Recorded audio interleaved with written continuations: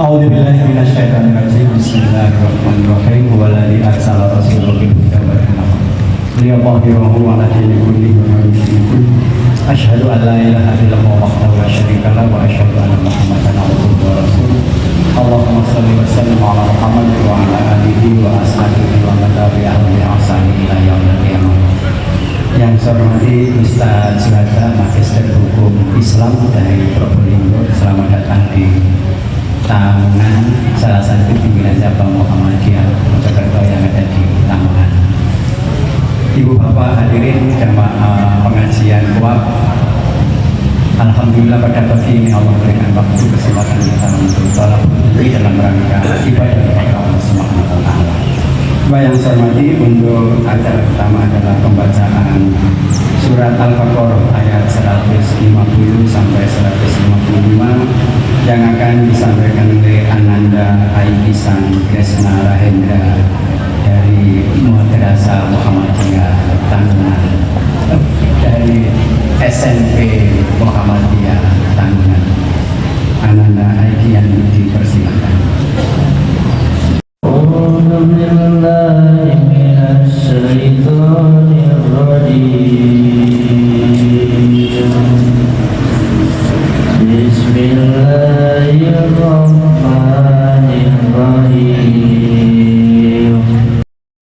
Alhamdulillah. Alhamdulillahilladzi khalaqal mauta wal hayata liyabluwakum ayyukum ahsanu amala wa huwal azizul ghafur. Asyhadu an la ilaha illallah wahdahu la syarika lah wa asyhadu anna Muhammadan abduhu wa rasuluhu la nabiyya wa la rasula ba'dahu. Allahumma salli wa sallim ala hadzal nabiyil karim nabiyina Muhammadin wa ala alihi wa ashabihi wa man tabi'ahum bi ihsanin ila yaumiddin. Amma ba'd, qala ta'ala fi kitabihil karim, a'udzu billahi minasyaitonir rajim. Ya ayyuhalladzina amanu taqullaha haqqa tuqatih wa la tamutunna illa wa antum muslimun. Ya ayyuhan nasu ubudu rabbakum alladzi khalaqakum min nafsin wahidah wa khalaqa minha zawjaha wa batha minhuma rijalan katsiran wa nisaa wattaqullaha alladzi tas'aluna bihi wal arham innallaha kana 'alaikum raqiba. Ya ayyuhalladzina amanu taqullaha wa kunu ma'as-shadiqin. Hadirin Bapak, Ibu-ibu dan saudara sekalian yang dimuliakan Allah Subhanahu wa Ta'ala, wabil khusus Bapak pengurus pimpinan daerah Muhammadiyah yang mewakili, karena beliau Ustadz Berhiji, Ustadz Nasir Fahmi dan dua sahabat kita pimpinan daerah Muhammadiyah sekarang berada di Python. Ada pertemuan pimpinan daerah Muhammadiyah se-Jawa Timur. Beliau ke Probolinggo yang di sini. Ya, tidak masalah. Simpangan di jalan kan mungkin begitu. Pimpinan cabang Muhammadiyah Puri beserta segenap pengurus AUD yang dimuliakan Allah SWT. Alhamdulillah, di pagi yang cerah, di pagi yang membahagiakan ini kita dipertemukan oleh Allah Subhanahu wa Ta'ala. Alhamdulillah, segala puji bagi Allah Subhanahu wa Ta'ala yang telah menciptakan kita dengan sebaik-baik penciptaan. Alhamdulillah, kita bersyukur kepada Allah Subhanahu wa Ta'ala. Segala puji bagi Allah yang telah mempergilirkan waktu malam jadi siang, siang jadi malam, hingga tidak ada satupun ciptaannya yang tidak diurus oleh Allah Subhanahu wa Ta'ala. Alhamdulillah, segala puji bagi Allah Subhanahu wa Ta'ala. Allah yang telah mengetahui, Allah yang telah melihat setiap gerak-gerik kita, baik yang nyata maupun yang tersembunyi. Tidak ada satupun tingkah laku kita yang tidak dicatat oleh Allah Subhanahu wa Ta'ala, hatta itu gesekan hati kita. Kita ingat ketika nanti di hari kiamat, catatan-catatan itu akan diperlihatkan kepada kita, sehingga Allah Subhanahu wa Ta'ala katakan dalam surat Al-Insyiqaq ayat 7, a'udzu billahi minasyaitonir rajim, fa amma man utiya kitabahu bi yaminihi fa sawfa yuhasabu hisaban yasira wa yanqalibu ila ahli masrura. Ada orang yang ketika di hari kiamat itu nanti, di mahsyar itu nanti, ada yang menerima catatan amalnya dari tangan kanannya, dari sisi kanannya. Fasaufa yuhasabu hisaban yasira, dan dia akan mendapatkan hisab yang sangat-sangat mudah. Wa yanqalibu ila ahli masrura, dan Allah akan pertemukan dia dengan keluarganya, dengan kelompoknya seiman ketika di dunia. Sebaliknya, wa amma man utiya kitabahu wara'a dhahri, adapun orang-orang yang menerima catatan amalnya itu dari balik punggungnya, fasawfa yad'u thubura, kemudian dia menjerit celaka aku, wa yasla sa'ira, dan dia akan masuk neraka sa'ir. Bapak Ibu, sejenak kita renungkan ayat ini. Ada orang ketika nanti di mahsyar, itu orang itu dalam sebuah hadis Nabi itu dikisahkan, ada orang yang berdiri 40 tahun 40 tahun, padahal di akhirat itu satu hari sama dengan 1000 tahun. Dia mendongak ke atas, ya Rabb, ya Rabb. Jika kalau ada orang yang dihisab dengan hisab yang sangat mudah, alamat dia masuk surganya Allah. Kalau ada orang, kata Nabi SAW, yang dihisab dengan hisab yang jelimet, alamat masuk nerakanya Allah Subhanahu. Mudah-mudahan kita yang hadir di sini bisa oleh Allah dengan hisab yang sangat mudah. Rasulullah SAW menyampaikan kepada kita akan doa, dan ini bisa dibaca sebelum kita salat. Allahumma khasibni hisaban yasira, ya Allah hisablah hamba ya Allah dengan hisab yang sangat mudah. Monggo bareng-bareng. Allahumma hasibni hisaban yasira, Allahumma hasibni hisaban yasira. Ada orang, Bapak Ibu, nanti dihisab dengan balik punggungnya, karena dia akan menerima catatan amal itu dari balik punggungnya.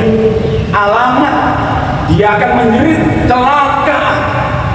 Disebutkan di dalam tafsir itu dikatakan dia kecewa. Kenapa saya lihat catatan amalku seperti ini? Tidak ada yang tidak tercatat. Ngaji begini tercatat enggak? Duduk seperti ini ngaji, mendengarkan pengajian dicatat enggak? Yang mendengarkan dengan yang ngantuk dicatat enggak? Yang tidur dicatat enggak? Tidak ada yang tidak tercatat, semuanya dicatat. Karena itu tempat yang kita ada di atasnya ini. Yauma idzin tuhadditsu akhbaraha, pada hari kiamat bumi itu akan mengabarkan isinya. Bumi itu bergoncang, kemudian mengeluarkan isinya, dan dia akan mengabarkan setiap peristiwa. Setiap peristiwa. Jadi tidak ada yang terlepas, Bapak Ibu.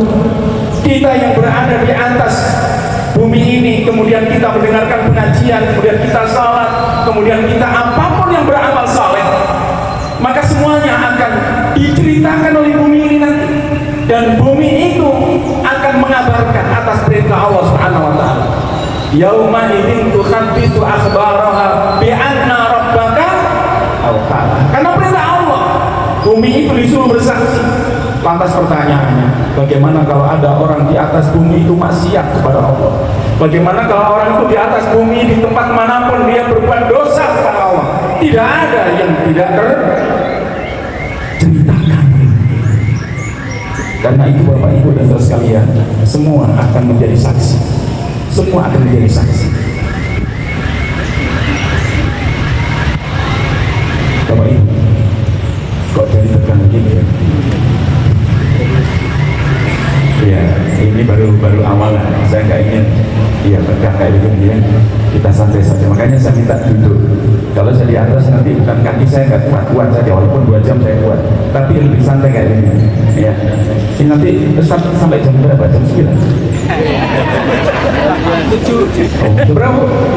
Jam 9? Jam 17. Ya, jam 7.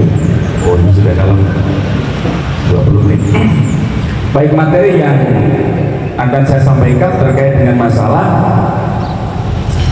ridho dan sabar terhadap ketentuan Allah. Bapak Ibu, dalam hadis Nabi SAW, Rasul itu takjub kepada orang-orang mukmin. Dari sahabat Suhaib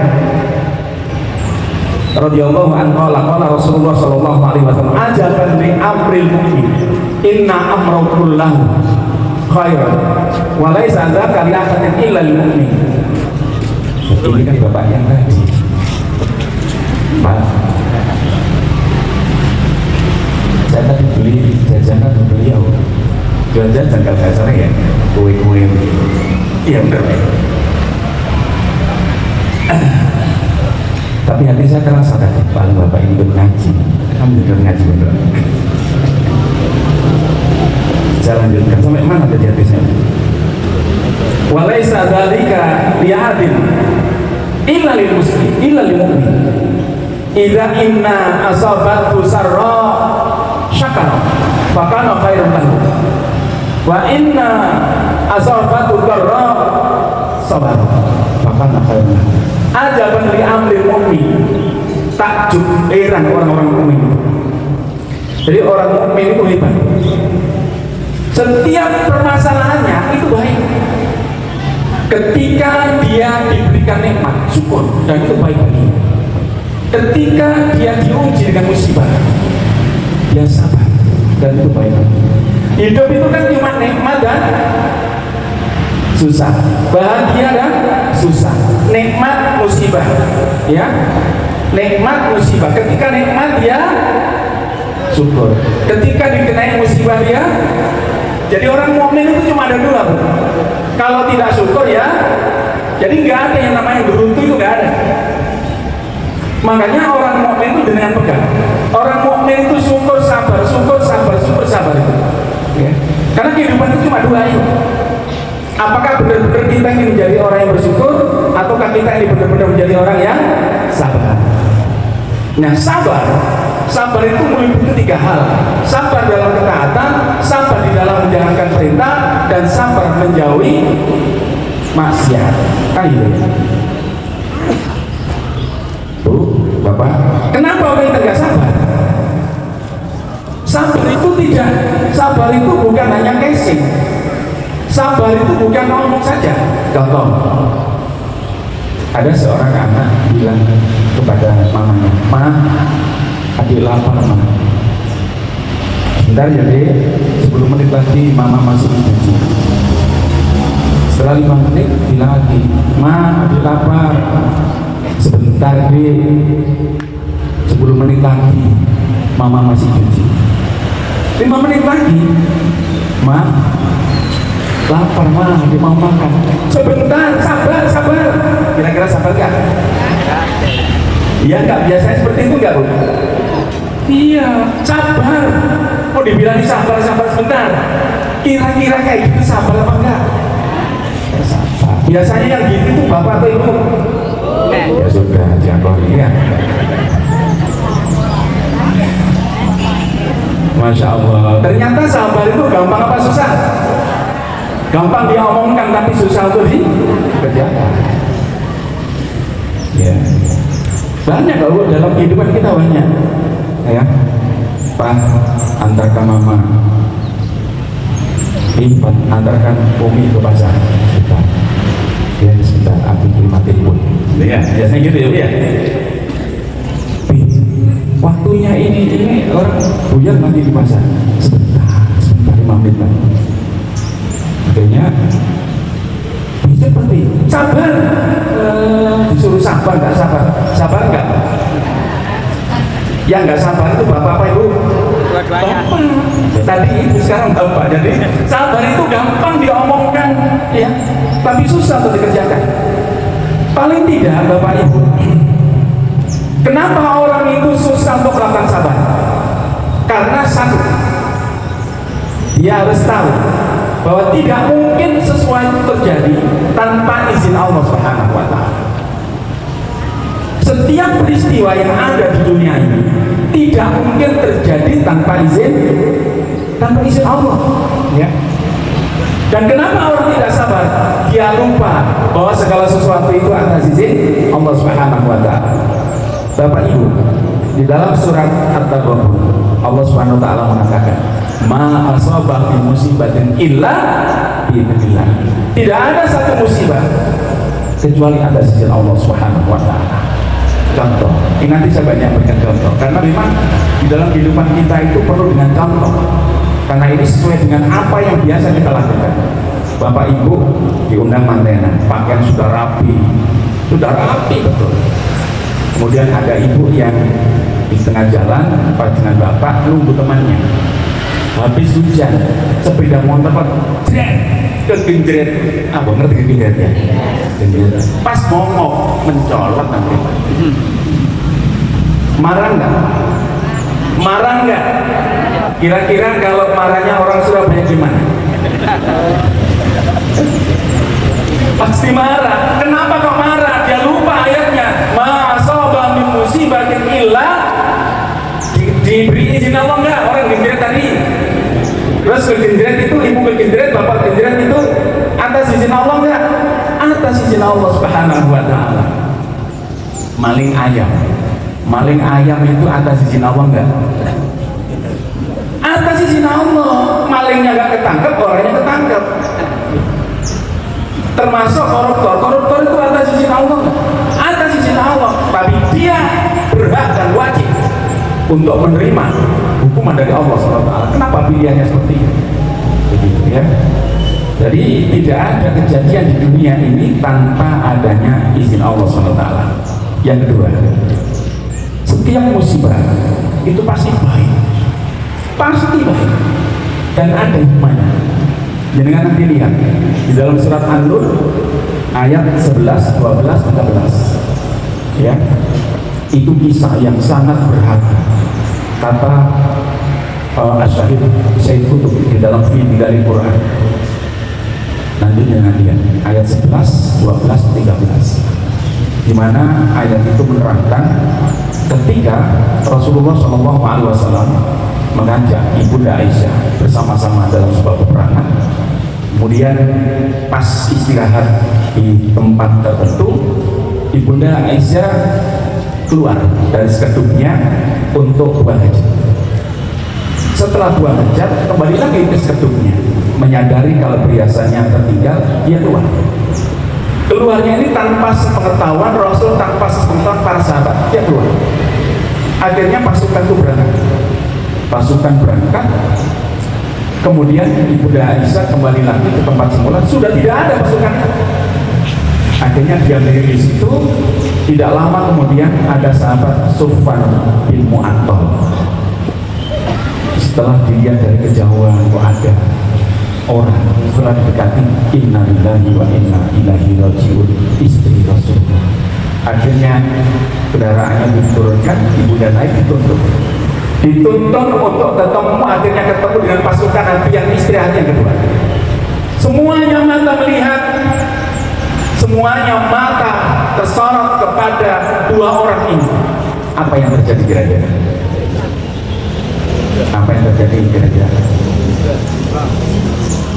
Semuanya mata memandang istri Rasulullah dibonceng orang, istri Rasulullah dibawa orang.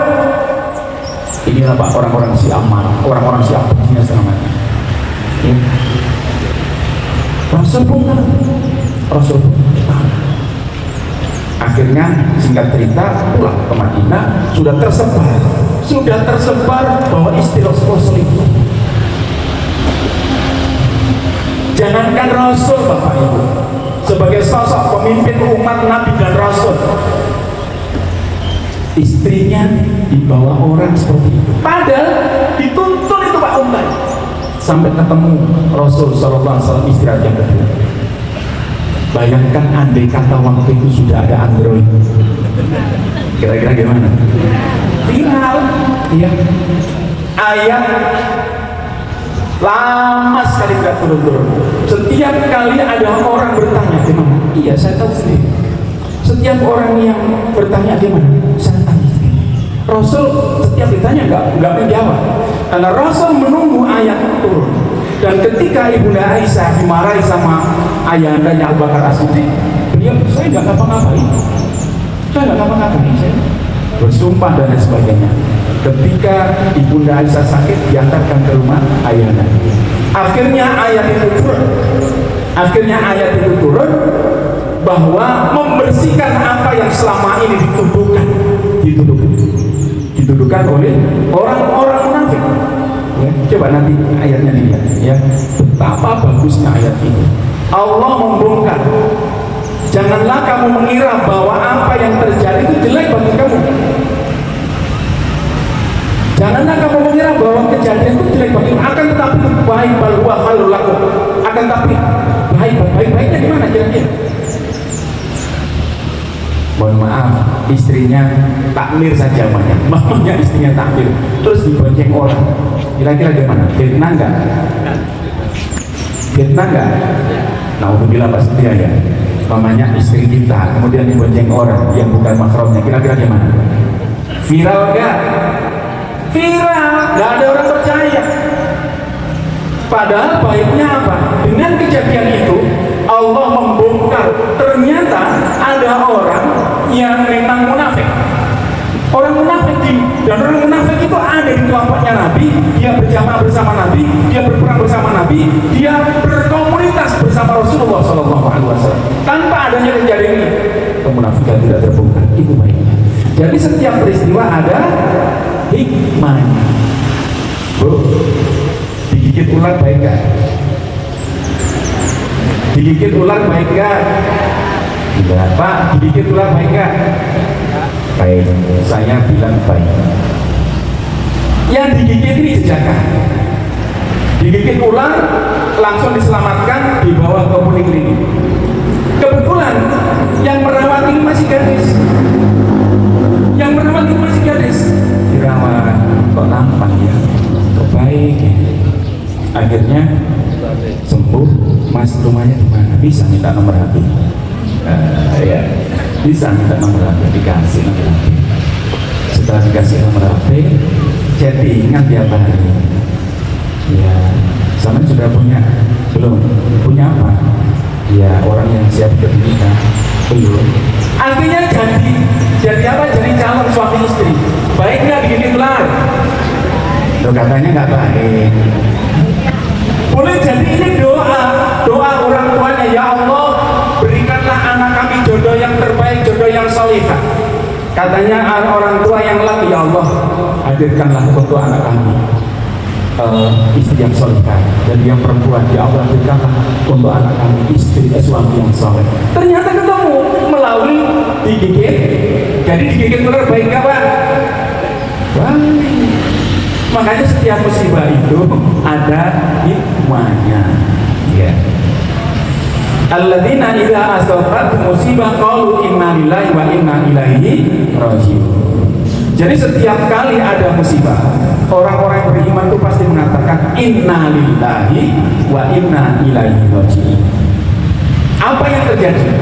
Ketika ada musibah itu apa yang terjadi? Satu, ulaika alaihim salawatu.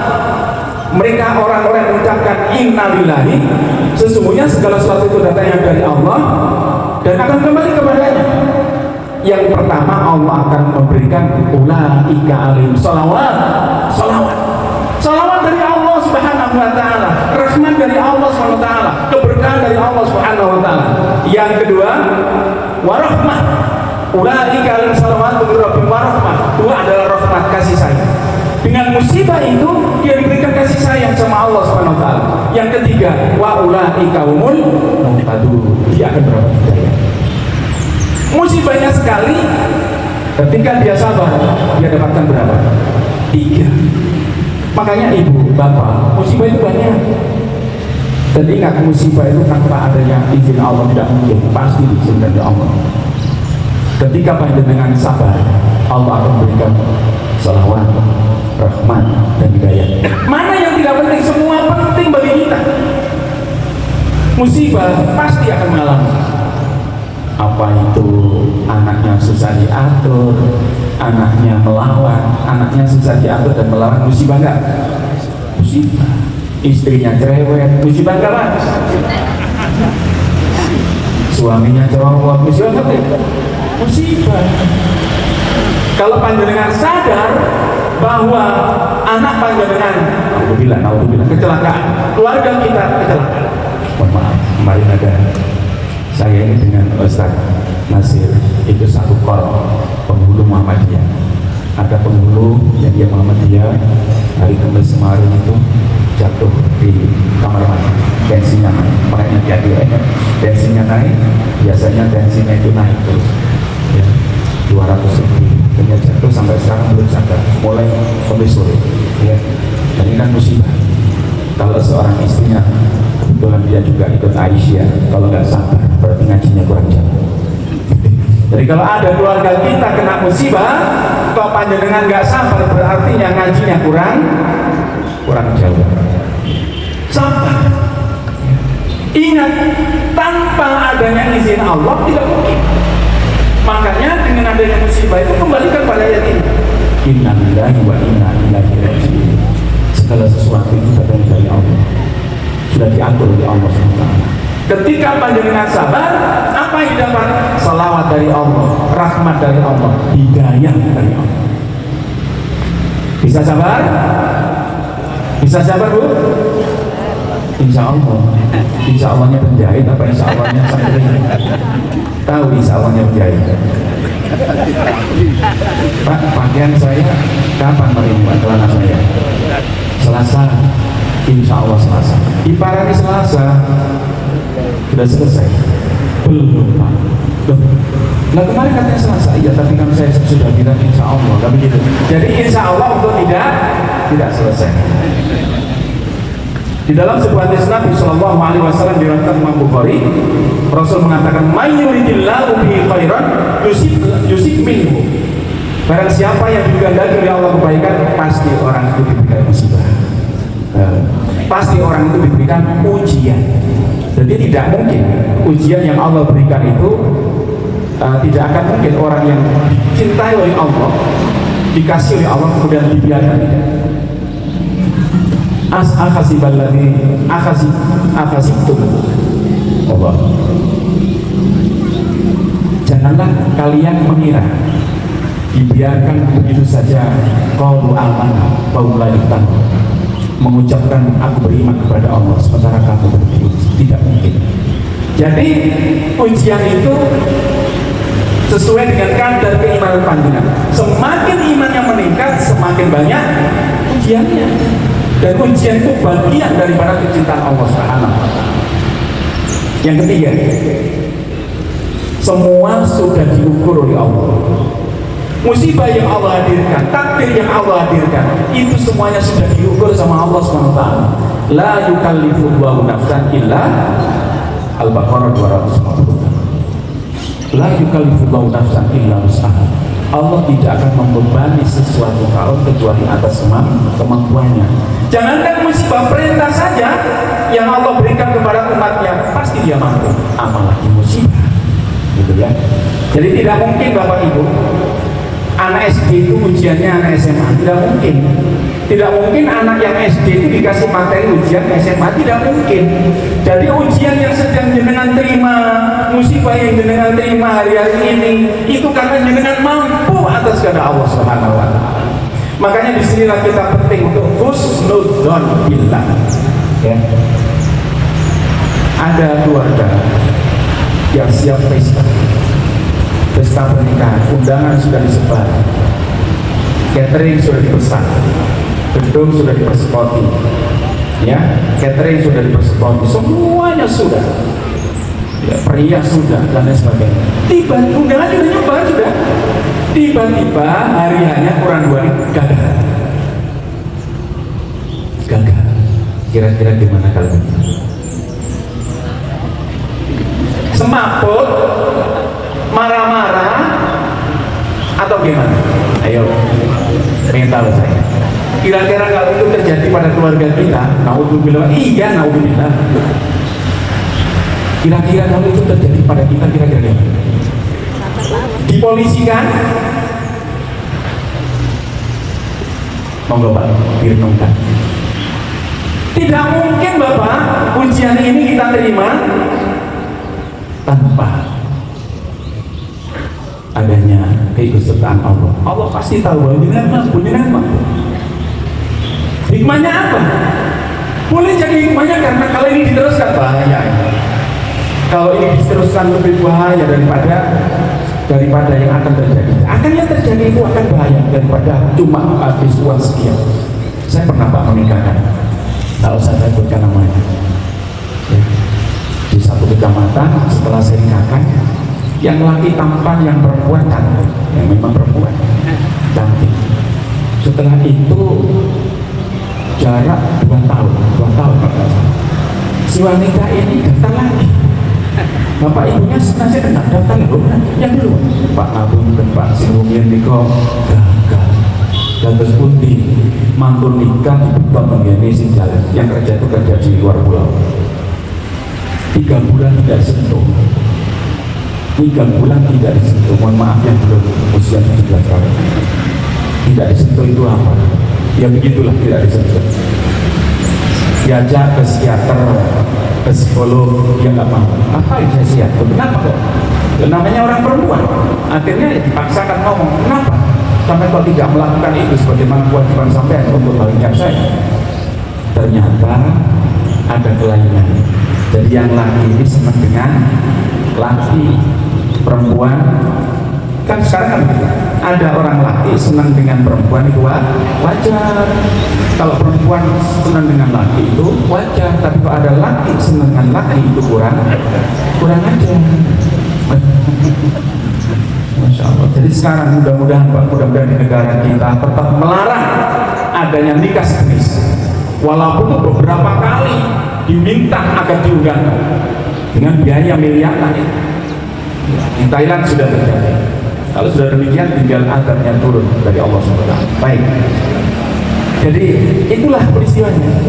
Makanya musibah demi musibah yang kita terima. Kan ada orang yang dikasih musibah terus orang lain yang tidak beriman ngomong. Lihat itu, sholat bolak-balik musibah, loro gak waras-waras. Musibah terus. Aku sudah tahu sholat sehat. Kono poso terus dia tetap loro dari as-shaum apa itu puasa lah supaya kalian sehat. Gitu. Ternyata nggak sehat-sehat, awak sehat, macam-macam. Jadi Bapak Ibu yang dirahmati Allah SWT. Karena itu Allah Subhanahu Wa Taala mengatakan di dalam sebuah ayatnya surat Asy-Syura ayat 30 surat 42 ayat 30. Wa ma asabakum min musibatin fa bima kasabat aydikum wa ya'fu an katsir. Dan tidaklah musibah yang Allah berikan kepada kalian itu tidak ada lain karena apa yang kalian lakukan, ya.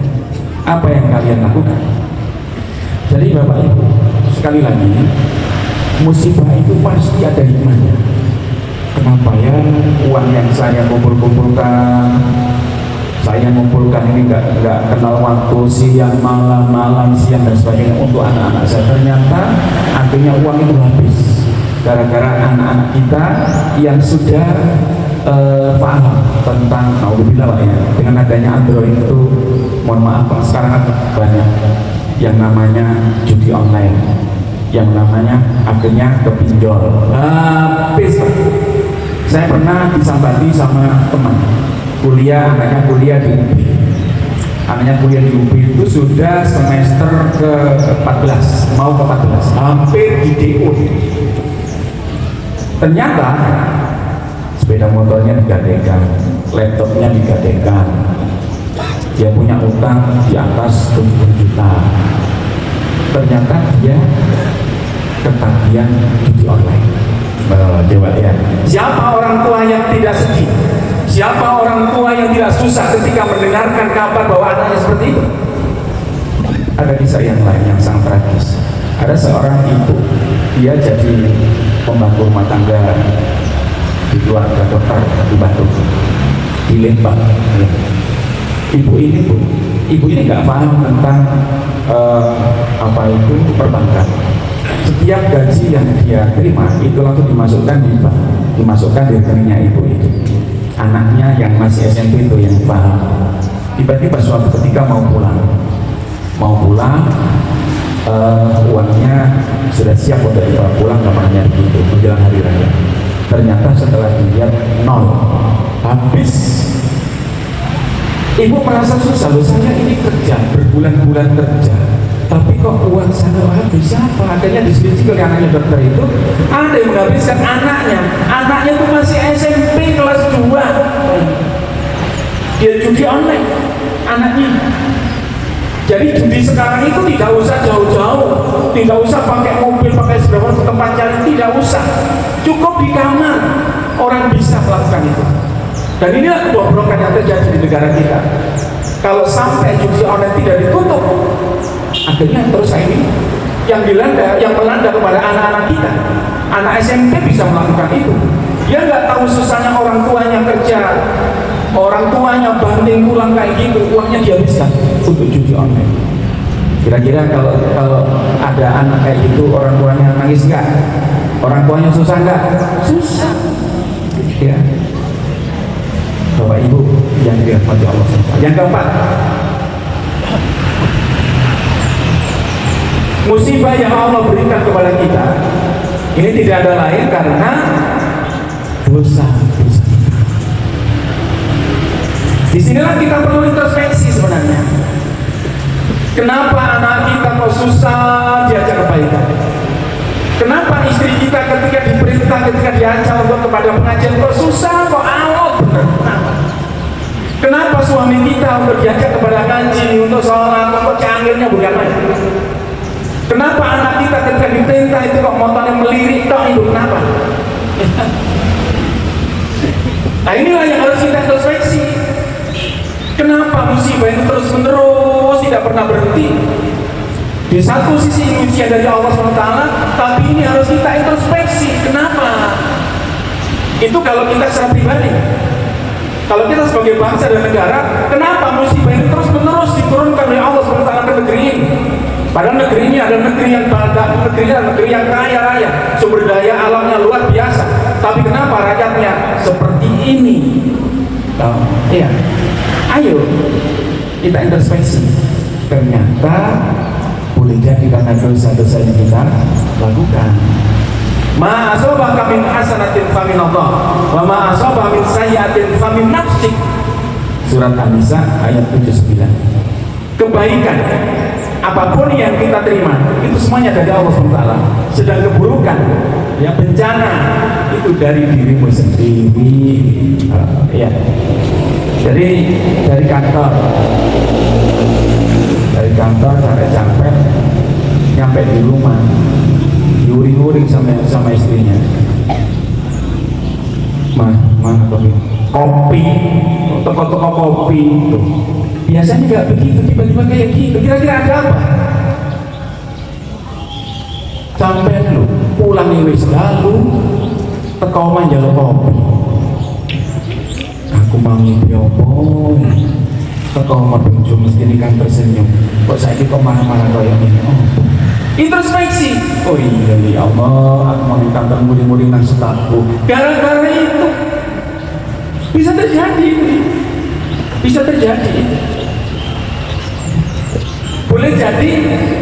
Boleh jadi orang yang di pinggir jalan nunggu temannya tadi, kemudian kegenjret pakainya sudah bagus, terus kegenjret pas nyiprat nang.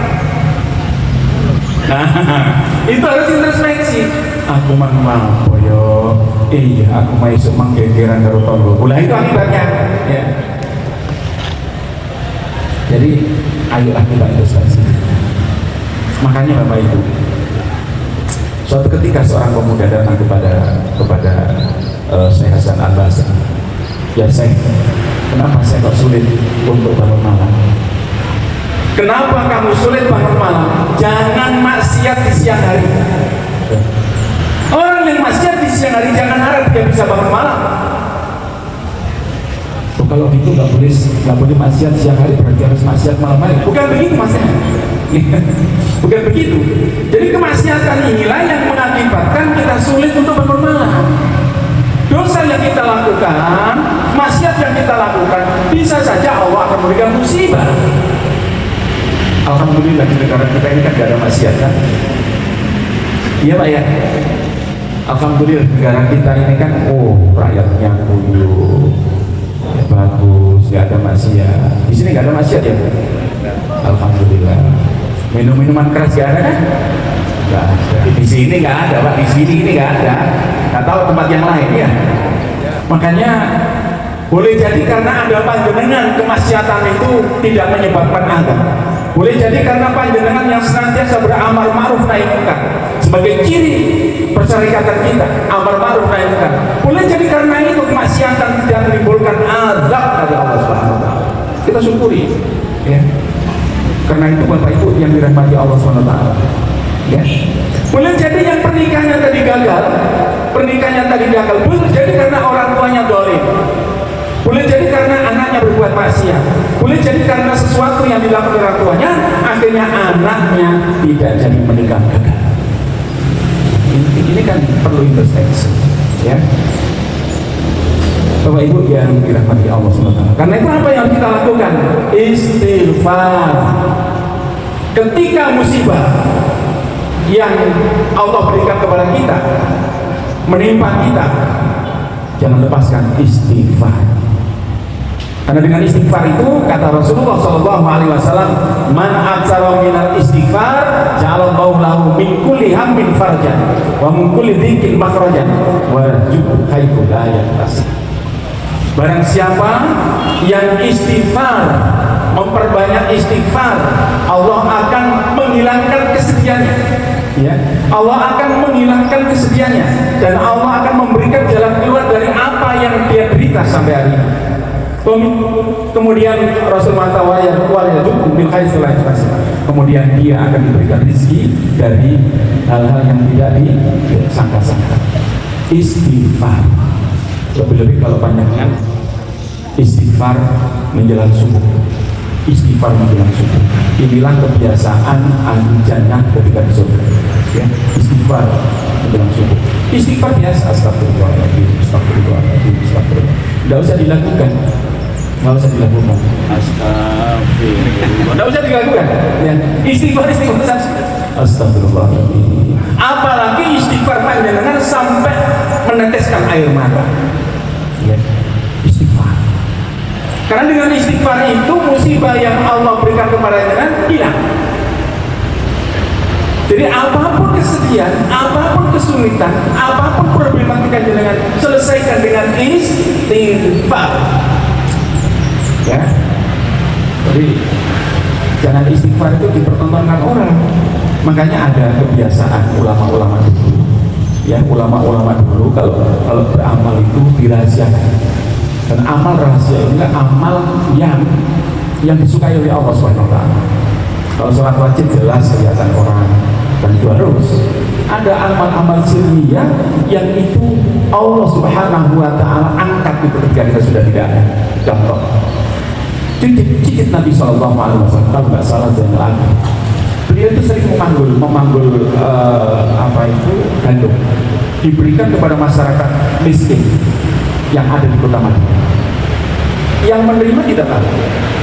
Setiap malam kirim dipanggul sampai punggungnya itu hitam, lecet-lecet. Kemudian setiap kali orang miskin yang menerima tidak tahu. Suatu ketika beliau meninggal. Setelah meninggal kok tidak ada yang kirim gandum.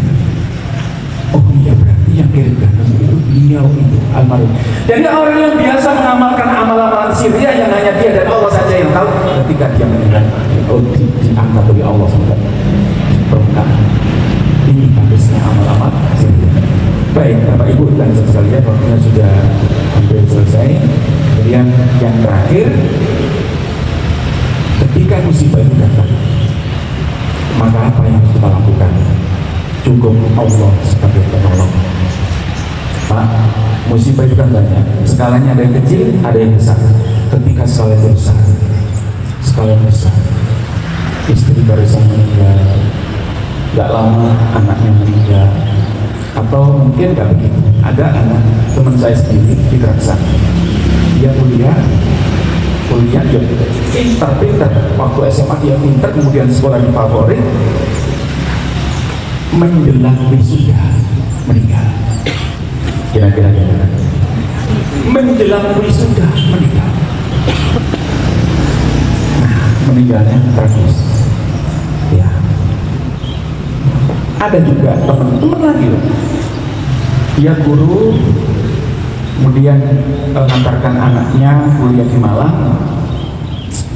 Ini mah kalau nggak salah, sepeda motor lindes di Purwosari, lindes truk sampai terpental jauh, tendang itu sampai terpental, meninggal dua-duanya, bapak sama anak. Ya Allah, inilah musibah. Jadi musibah itu ada yang kecil, ada yang besar. Makanya ketika besar itu ada orang yang bisa menerima, sebagai orang yang beriman harus menerima. Dengan cara apa? Kembalikan kepada Allah, minta pertolongan kepada Allah Subhanahu wa Ta'ala. Panjenengan tuntaskan problem-problem panjenengan itu tengah malam kepada Allah, ngadulah kepada Allah. Jangan curhat kepada manusia. Karena kita curhat kepada manusia ada kalanya disyukur nih kapok. Tapi kita harus curhat kepada Allah Subhanahu wa Ta'ala. Ya Allah, ya Allah, Allah tahu. Walaupun jenengan gak keluar lisan panjenengan, kata-kata lisan panjenengan, Allah tahu isi hati panjenengan. Apa bu? Curhat kepada Allah malam, ya. Wa iyyan sasqallahu bidurin fala kasifa lahu illa huwa wa yuridka bi khairin fala radda li fadlihi yusibu bihi man yasha min ibadihi wa huwal ghafurur rahim. Dan jika Allah menimpakan musibah atau madarat kepadamu, tidak ada yang bisa menghilangkan kecuali Allah Subhanahu wa Ta'ala. Curhat kepada Allah, curhat kepada Allah. Andai penjenengan sudah curhat kepada Allah, ketika dikasih musibah lagi, insya Allah hilang dosa-dosa kita, hilang dosa-dosa kita. Karena itu minta pertolongan kepada Allah dengan cara apa? Wasta'inu bis-sabri was-sabr. Mintalah pertolongan Allah dengan cara sabar dan salat. Sabar dan salat, sabar dan salat. Itu sudah tidak ada yang lain. Jadi pertolongan kita dengan cara salat. Semakin diberi musibah, semakin dekat kepada Allah. Husnudzon kepada Allah. Husnudzon kepada Allah. Ini cara Allah mencintai kita. Jadi semakin kita sering menangis karena musibah, Allah tambah cinta. Allah tambah cinta. Ya. Karena itu kalau bahasa kita bahwa musibah itu datang, maka tambahin salat lagi. Imam Ahmad bin Hanbal. Imam Ahmad bin Hanbal, siapa tahu? Sudah kenal Imam Ahmad bin Hanbal?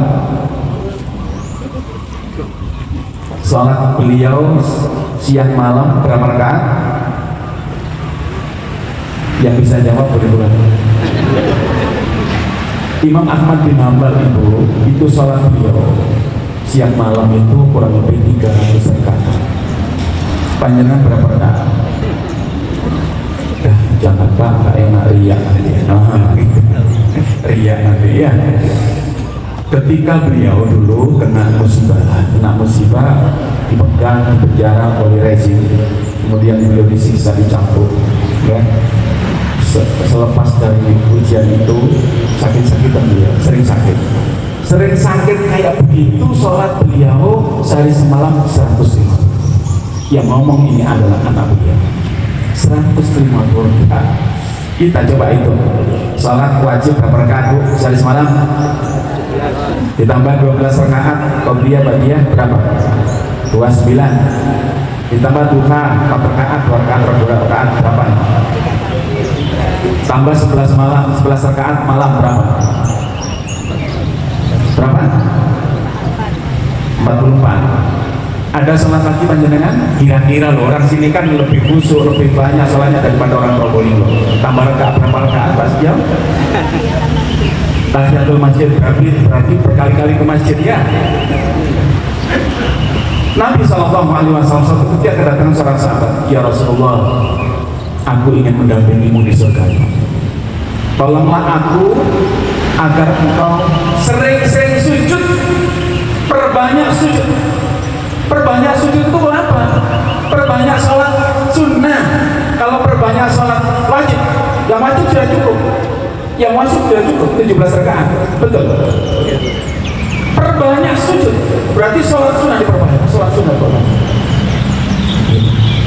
Mintalah pertolongan kepada Allah dengan cara itu. Karena tidak ada cara yang lain kecuali itu. Ya. Jadi Bapak Ibu dan saudara sekalian, karena itu yang terakhir, musibah yang Allah berikan kepada kita, takdir ini harus disikapi dengan dua hal: syukur dan sabar, ridho dan sabar. Hanya itu, tidak ada lain. Insya Allah kita akan diangkat oleh Allah kepada kita. Yang paling akhir, hari ini kita berada di bulan Sya'ban. Di bulan Sya'ban, puasanya kita tanggal berapa, Bu? Tanggal berapa? Tanggal berapa, Pak? Satu apa? Satu Ramadan. Satu Ramadan jatuh pada satu Maret. Ayo kita tertib organisasi. Ya, Muhammadiyah sudah memastikan tanggal 1 Maret adalah Ramadan. Bahkan hari rayanya sudah ditentukan. Ya, melalui hisab yang dimiliki Muhammadiyah. Jangankan tahun ini, 100 tahun sudah ketemu. Makanya jangan sampai di antara warga Muhammadiyah kemudian dia tidak tahu kapan puasanya. Ngenteni ru'yatul. Nggak usah nunggu ini dan itu. Kalau sudah organisasi menetapkan tanggal, insya Allah kita ikut, ya. Dan Islam. Apa yang harus kita lakukan? Doa. Karena sesungguhnya para salaf dulu kanu yad'una Allah fi sittata ashhur ayyuballighuhum Ramadan. Sesungguhnya generasi awal itu berdoa kepada Allah, ya Allah pertemukan hamba dengan Ramadan berapa bulan? Doanya 6 bulan. Untuk ketemu Ramadan butuh waktu 6 bulan untuk berdoa. Panjenengan berapa bulan, Pak, berdoa ya Allah pertemukan hamba dengan Ramadan? Berapa bulan? 1 bulan itu pun didirino Ustaz. Enggak dirino, enggak. Takut namanya itu Pak Takmir. Pak, Muhammadiyah kapan, Pak? Ramadannya. Hanya itu harus doa gitu. Karena ada orang, Pak, kenapa kok harus berdoa? Niat harus kuat. Karena ada orang yang niatnya kuat, doa yang sungguh-sungguh, menjelang Ramadan kurang 1 hari meninggal. Yakin Bapak, panjenengan pasti ketemu Ramadan? Ayo angkat tangan, sama yakin. Yakin dengan pasti ketemu Ramadan? Ibu pasti ketemu Ramadan? Kenapa nggak doa? Mintalah kepada Allah sungguh-sungguh, karena sesungguhnya dengan niat yang kuat itu memaksimalkan pahala, menyempurnakan pahala. Andai kata ya Allah pertemukan hamba ya Allah dengan nanti malam agar hamba bisa sholat malam. Ternyata dengan ada alam, nggak perlu sampai subuh dicatat dengan sholat malam. Oleh mono niat doa yang benar-benar jangan begitu. Tapi niat yang kuat itu menyempurnakan pahala. Andai pun dengan sungguh-sungguh niat menjelang Ramadan, Pak Allah takdirkan kita dikasih musibah, itu dari malaikatul maut, kita sudah dicatat untuk puasa. Itu ya, makanya yang sungguh-sungguh ya, para sahabat generasi awal yang terbaik itu berdoa selama 6 bulan gak berhenti untuk bertemu Ramadan. Kenapa kita tidak? Mudah-mudahan nanti bisa disampaikan saat yang lain untuk bagaimana cara menyikapi bertemu dengan bulan yang berubah. Saya kira itu yang bisa saya sampaikan. Mohon maaf ya tak demikian. Barangkali ada pertanyaan dan sebagainya, saya kembalikan kepada baik Bapak Ibu yang dirahmati Allah SWT, agar apa yang saya sampaikan ini bermanfaat, menjadi ilmu yang manfaat dan menjadi ilmu yang manfaat untuk Bapak Ibu sekalian. Mari kita berdoa sebelum kita meninggalkan majelis ini. Mudah-mudahan seluruh aktivitas kita dicapai oleh Allah menjadi amal soleh insya Allah SWT. A'udzubillahi minasyaitonirrajim. Bismillahirrahmanirrahim. Hamdan syakirin, hamdan na'imin, hamdan yuwafi ni'amah wa yukafi hasidah. Ya Rabbana lakal hamdu kama yanbaghi li jalali wajhikal karim wa 'azimi sultanik. Allahumma shalli ala Muhammad wa ala alihi wa ashabihi ajma'in. Allahumma inna nas'aluka salamatan fid din wal 'afiyatan fil jasad wa ziyadatan fil ilmi wa barakatan fil rizqi wa taubatan qabla al-maut wa rahmatan indal maut wa maghfiratan ba'dal maut. Allahumma harun alaina fi sakaratil maut wa minan nar. Rabbana hab lana min azwajina wa dhurriyyatina qurrata a'yun waj'alna lil muttaqina imama. Rabbana zalamna anfusana wa in lam taghfir lana wa tarhamna lanakunanna minal khasirin. Allahumma innaka ta'lamu anna hadhihi al-qulub qad istama'at ala mahabbati wa taqas ala ta'ati wa tawahadat ala da'wati wa ta'ahadat ala nusrati syari'ati wa sikillahumma rabitataha wa antibudaha wa ihtiha subulaha wa laha ibulika alladhi lam yahbu wa surah suduraha bi khairil imani wa jami'il tawakkuli alaihi wa ahliyat marifati wa aminha ala syahadati fi sabili innaka ni'mal mawla wa ni'mal nasir. Rabbana atina fid dunya hasanah wa fil akhirati hasanah wa qina adzabannar. Wa sallallahu ala Muhammadin wa ala alihi wa ashabihi ajma'in. Subhana rabbika rabbil izzati amma yasifun wa salamun ala mursalin walhamdulillahi rabbil alamin. Subhanakallahumma wa bihamdika asyhadu an la ilaha illa anta astaghfiruka wa atubu ilaik. Bila taufiq wal hidayah. Assalamualaikum warahmatullahi wabarakatuh. Bapak, mari kita lanjut kegiatan kita untuk mengikuti kultur baca yang akan disampaikan oleh Ananda Novel Azizi dari Pondok Pesantren Muhammadiyah Boarding School Kota kepada Ananda Novel Azizi. Assalamualaikum warahmatullahi wabarakatuh. Alhamdulillah alladzi arsala rasulahu bil huda wa dinil haqq liyudhhirahu 'ala dini kullihi walau karihal kafirun walau karihal musyrikun. Asyhadu an la ilaha illallah wa asyhadu anna Muhammadan abduhu wa rasuluh. Qala Allah ta'ala fil kitabihil karim. A'udzu billahi minasy syaithanir rajim.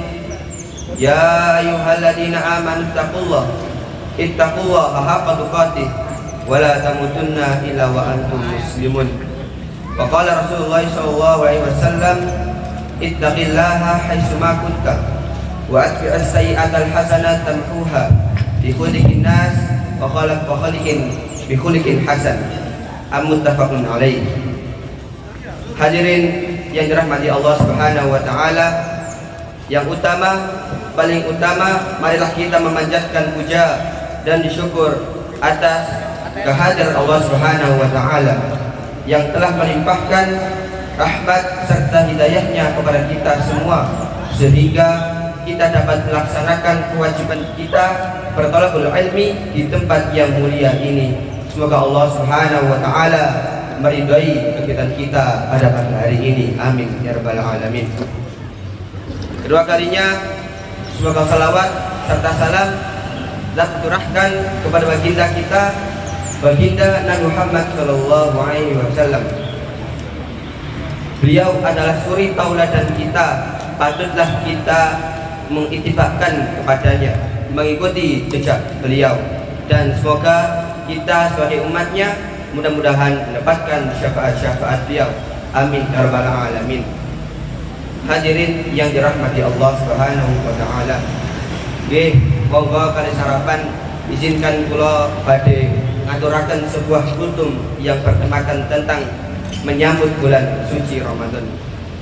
Hadirin yang dirahmati Allah Subhanahu wa taala, alhamdulillah sebentar lagi kita akan memasuki bulan Ramadan. Kita akan melaksanakan kewajiban, yaitu melaksanakan puasa. Mari kita siapkan fisik kita, pikiran kita, hati kita yang bersih untuk menghadapi bulan suci Ramadan. Bulan yang penuh rahmat, bulan yang penuh berkah, bulan yang diturunkannya Al-Quran sebagai petunjuk manusia. Allah Subhanahu wa ta'ala berfirman, A'udzubillahi minasyaitonirrajim. Bismillahirrahmanirrahim.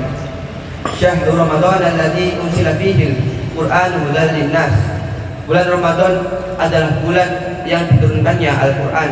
Wa bayyinatin minal huda wal furqan, dan mengenai petunjuk-petunjuk itu dan menjelaskan petunjuk itu, dan sebagai Al-Furqan, sebagai pembeda antara yang benar dan yang salah. Al-Quran surah Al-Baqarah ayat 185. Kadang kita bertanya-tanya, nopo sih manfaati poso niku, padahal poso niku kuwi nggih mek menahan lapar dan minum. Tapi Allah Subhanahu wa taala itu menspesialkan Ramadan. Alasan yang pertama adalah Allah Subhanahu wa taala menciptakan bulan Ramadan untuk menggugurkan dosa kita. Rasulullah SAW pernah bersabda, "Man shoma Ramadan imanan wa ihtisaban, ghufira lahu ma taqaddama min dzambi."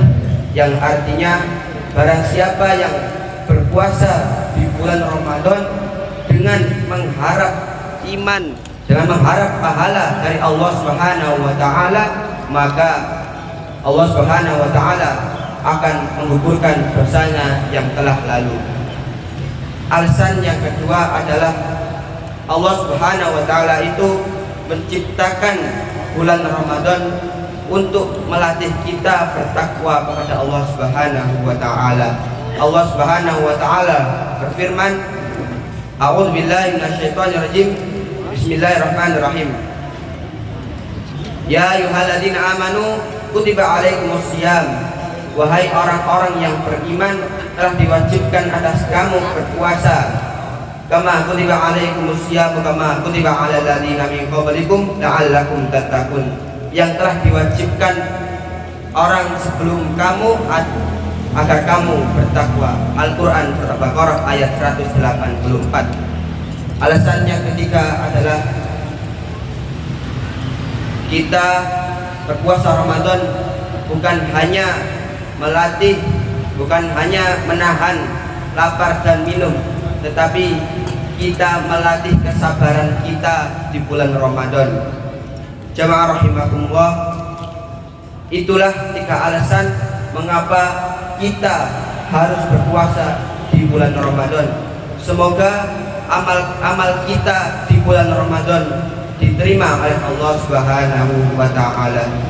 Demikianlah kultum yang dapat kami sampaikan, kurang lebihnya kami meminta maaf yang sebesarnya. Akhirul kalam, wabillahi taufiq wal hidayah. Wassalamualaikum warahmatullahi wabarakatuh.